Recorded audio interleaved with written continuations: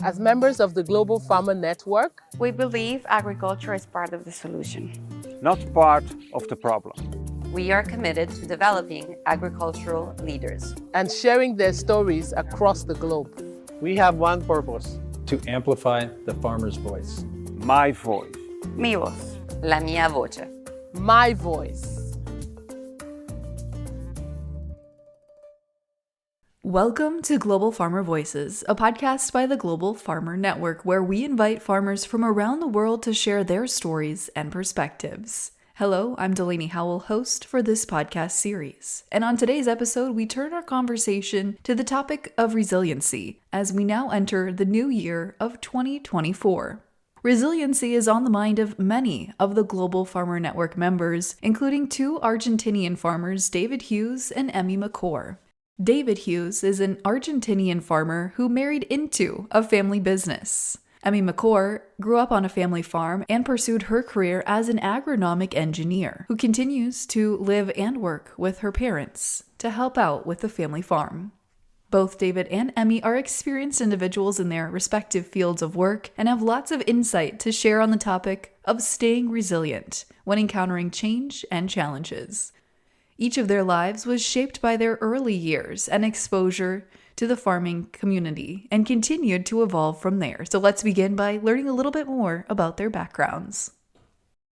I married into a farming business. I manage my wife's farm. It's in Buenos Aires province, mainly cropland. It has some lowland where we have cattle. It's non-agricultural land. I studied in the Catholic University in Argentina, in Buenos Aires, and then I did a master's at Texas A&M in agricultural economics and have been involved with many different ag institutions in Argentina. But I see that CREA, value chain associations as well. I am Emi. My parents are farmers, my grandparents too. I am an agronomic engineer. I studied in Río Cuarto, Universidad Nacional de Río Cuarto in Córdoba province. When I was a child, I studied my primary school in a rural school near to my family farm. In 2020, I started to be part of Aprendizes Joven, young people from a no-till farming association. I started to collaborate in different activities, not only a passive voice. I knew about technical aspect and economical aspect to apply in my farm with my family. Last year, 2023, I graduated. I started to work in Bioceres seeds. Today, I am a young professional in Bioceres seeds and work with my parents' farm. It's a farm near Río Cuarto, 90 kilometers from Río Cuarto city. It's a agricultural land, not cattle and other animals. I enjoy my activity. David and Emi's backgrounds have led them both to be successful farmers and make lasting contributions to the agricultural industry in many ways.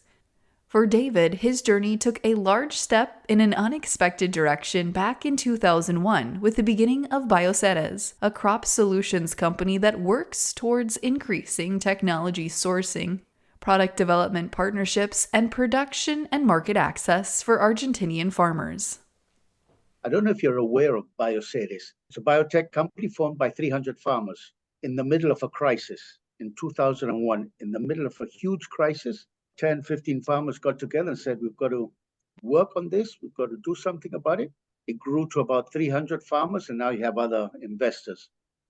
I'm not part of the founders, but I was asked by the founders on September 11th, 2001. We were at a farmers meeting that terrible day. We were in Argentina watching on the TV what was happening. And in the afternoon, a group of them came along and said, look, we're trying to get a bunch of farmers together. We've got to do something. We can't stay still. It was big economic crisis in the country, and these mainly from Rosario area farmers, they said, look, we've got to do something, and they did it. And 23 years later, it's huge. Its shares are on the market in the States. Fantastic management and all that, but it's really amazing how in the middle of a crisis, you get a group of farmers together and they say, we've got to do something about it, instead of just sitting around and crying aloud and saying it's everybody's fault. You had farmers get together and said, we've got to do something about it. We do it. And they got together. David really values the birth of Bioceres because it strengthened the lessons that if we surround ourselves with the right people, opportunities for support in times of crisis will always arise. In fact, that lesson is exactly how David became a shareholder of Bioceres. Having a passion for agriculture and farming from a young age, he continued to surround himself with friends, family, and educators who supported him throughout his studies and into his career, leading him to where he is today.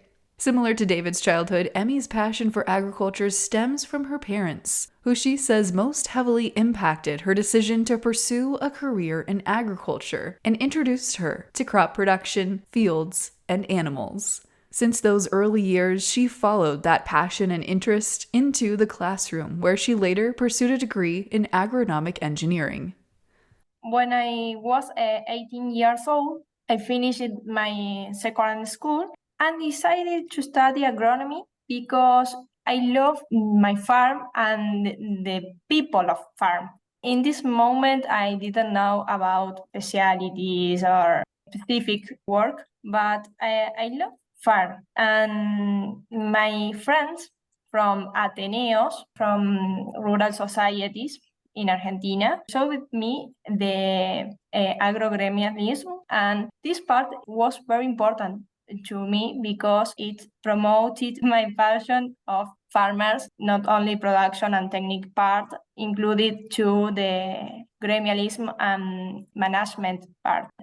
Decided to study agronomy, and my parents and my family always promoted me the participation in the farm. I could participate always during my career, and my parents promote the trials and other activities that I impulse in this farm.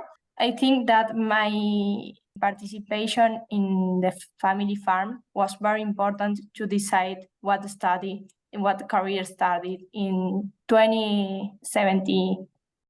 Another similarity between both Emi and David's stories has been their focus on resilience. Resiliency can mean so many different things to a number of people, but to David and Emi, it stands for adaptation, advancement, and the attitude you take to life. Resilience, for me, is a process to adapting to the adversity. In agriculture, it refers to ability of farmers, of agricultural ecosystems and communities to confront and overcome challenge and disruptions. Is an example that David mentioned recently about Bioceres Foundation in 21 year and the economic crisis from Argentina. In agriculture, farmers have challenges about climate change, drought, soil degradation, plant and animal disease. In this moment in Argentina, equine lack of access of resource and technologies, different challenges. And Argentinian farmer is individual to do different actions in front of challenges. I think resilience is a state of mind, an attitude. And I think the farmers are good at that because you're always working with challenges which come from, like Emi said, social, economic, but also climate, which you don't manage and you don't know what's happening. You don't know what's going to happen. And I think it's more an attitude. And as Emi said as well, in Argentina, it's okay. You've got a challenge. You can't do it alone. Go and look for other farmers and get it going. You have Apresid, you've got Acrea, you've got Bioceres. There are many, many examples of farmers who just get together and say, okay, we've got to do something. We can't stay still. And we do it against whatever. And that's how we've had crises. We've stood up against governments. We've done all sorts of things. But I think it's more an attitude, a state of mind of not giving up and knowing there can be a way out. It won't be easy, but there can be a way out. Resiliency is going to be a key factor for many in Argentina in the year of 2024, looking at the current state of social, economic, and the political climate. At the end of 2023, Argentina elected a new libertarian president, Javier Milei. Milei rallied many of his constituents around him as a third-party candidate focused on changing the Argentinian system. As he stepped into office this past December, Milei has many challenges ahead of him. most notably Argentina's skyrocketing inflation, which recently hit a 32-year high of 211%. Although a challenging few years may be ahead for many Argentine citizens, Emi recognizes this new atmosphere as a step in the right direction and said many of the younger generation are encouraged by what's ahead. As a young Argentinian farmer, I think that the new president and new team of government should have a appropriate leadership and an effective plan for the country's economic resiliency. I hope for a scenario where farmers don't have impediments to produce food and generate employment. It's not easy. The situation is very complicated, but I think that there is a change attitude from young people and all the adult people be next from young people, and there is important change of mind from people to modify the situation. And I think that Argentina have opportunities to change this current situation. And for farmers, I hope that farmers sector in Argentina be a place where technology inclusion will a tool for more sustainable production, with the education a fundamental role in the application and use of this technology, because without education, the technology is very difficult to apply in systems. We need education, we need economic stability and security, not more tax pressure, but it's a collective effort, not only Milei or government. Similarly, David sees a lot of change is on the horizon for Argentina, as so much economic uncertainty remains boiling at the surface for not just farmers, but all citizens. It's a 180-degree change we're having at this moment. They're changing, annulling over 300 laws. They're working on another 300. They're thinking of eliminating over 300 executive orders in 3 weeks, in a month. The economy will have to adapt to this new country. It'll hurt, be painful for some more than others. 50% of our population isn't in good economic condition, but the president was voted in mainly by the young people, some older people, but mainly the young people across all different social strata. Everybody knows that we want something different, and we're willing to give the current president the opportunity to do it. So even though in the short term, farmers are probably not too happy or medium happy or some more than others, we're willing to do it for our country and for our president. And that's very interesting. He wants to put us back on the map, be like the rest of the countries. And that's a huge challenge for us. There's something else that's interesting about Argentina. As a farmer, we are overtaxed with respect to other farmers in the world. We're also overtaxed as the rest of the economic sectors in our country. So we have over 30% export tax on soybean. So from the day one, I get 2/3 of the price the other farmers get. And then I've got to discount all my costs and all that. So I'm not complaining. What I'm saying is we're in a very curious situation. And it started raining in most areas, not all.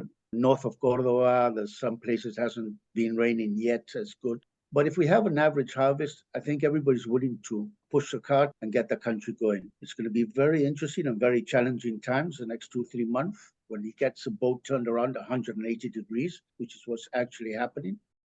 While the year ahead may be challenging, David and Emi share that farmers must be resilient.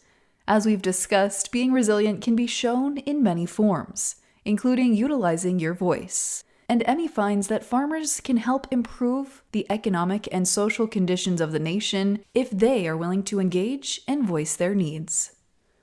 I think in this year, 2 or 3 years, the farmers can be a part of the solution of the emergency crisis in Argentina, not only for the production of food. The employment of farming systems is very important in Argentina, not only in the farm specifically, and the complete food chain is important. The value of the economic support and the employment support for the society. I think that the farmers can be produce more food without impediments, without breakdowns, and I think that farmers can be more sustainable, economical, environmental, and social.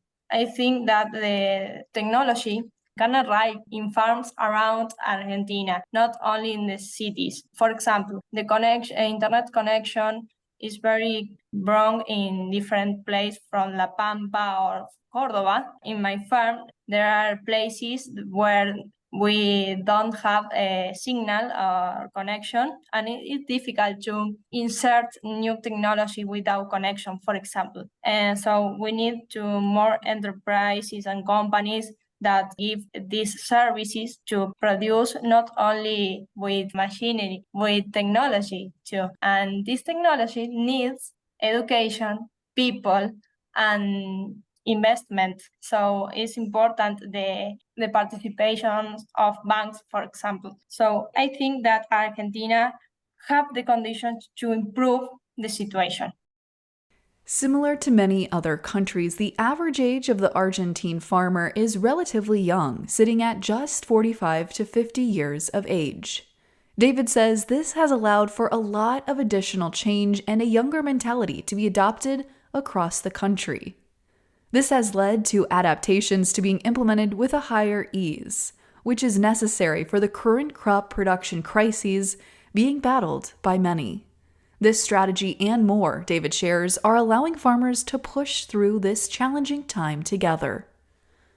We have come out of a very bad drought. Last year, I must have harvested between 20 and 30% of an average crop. Not 20% less, but 20, 30% off an average crop. In some areas in Córdoba, nil. They didn't harvest nil. So we're coming from a bad area. We planted, and what we'll probably do is some will probably fertilize a bit more. If rain comes, we're probably getting paper and pen out and seeing what investments we could be doing down the line, what we need to do. Are we thinking of growing? I mean, we're already positively thinking about how to grow and not be on the defense. I think that would be applied to most of them. Argentina's big. It's hard to speak of all farmers. There's some people who are still struggling. But on average, I'd say that most of us are saying, okay, this is a huge opportunity. We can't miss it. We'll be struggling, but let's start making plans on how to grow, how to improve what we're doing. The pair have truly amazing insights on the necessity of being resilient through times of challenge and change. We want to thank them both for sharing their story with the Global Farmer Voices podcast. If you're interested in learning more about the Global Farmer Network's mission and its members, seeing some of the things the organization is doing, and finding out how you can get involved, please visit globalfarmernetwork.org. And if you'd like to support Global Farmer Network through a donation, you can do so at globalfarmernetwork.org/donate. If you enjoyed the podcast today, be sure to subscribe and follow Global Farmer Network on social media: Facebook, Twitter, Instagram, LinkedIn, TikTok, and YouTube. Until next time, I'm Delaney Howell, and this has been the Global Farmer Voices podcast.